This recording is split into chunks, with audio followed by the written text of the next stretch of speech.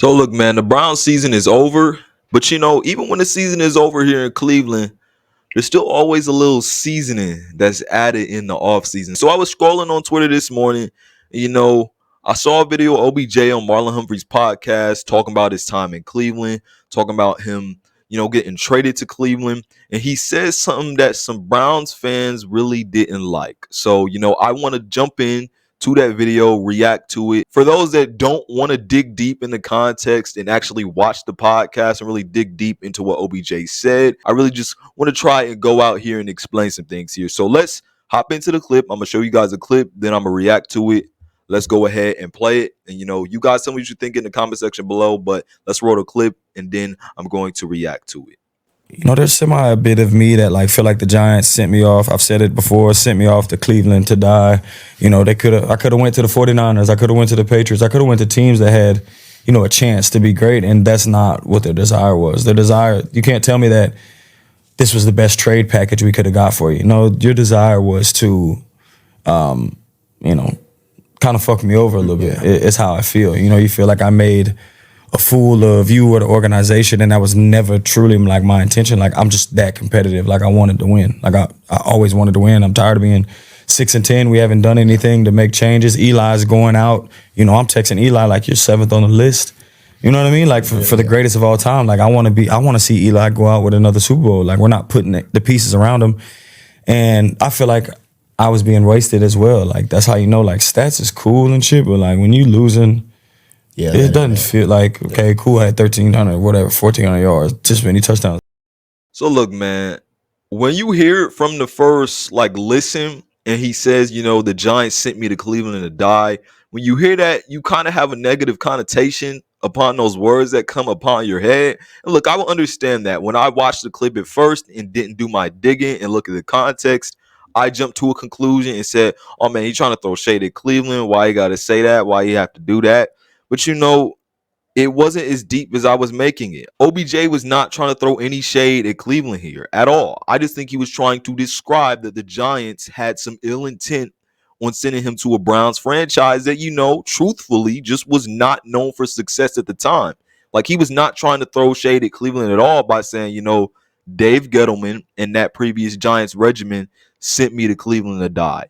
If he was trying to do anything, he was trying to hold David Gettleman and that previous Giants regimen accountable for them and their intentions of trying their best to really put him in a situation that really might not be as good as other situations that they could have put him in when executing that trade. I really want you guys to listen to this because I feel this is really important when we look at our evaluation of this clip and the evaluation of OBJ's words and his feelings and thoughts of Cleveland. And then I'm also show you guys another clip which I think is really important to really break all of this down. But OBJ is not saying that he was bent out of shape over going to the Browns. Let's get that out of the way. He was not bent out of shape over going to Cleveland. OBJ was bent out of shape over why he was sent to Cleveland and the intentions of that Giants front office. I don't think Odell was trying to say, well, Cleveland's awful. I think what Odell is saying is, knowing that the Giants had it out for me, they wanted to send me to a less favorable situation.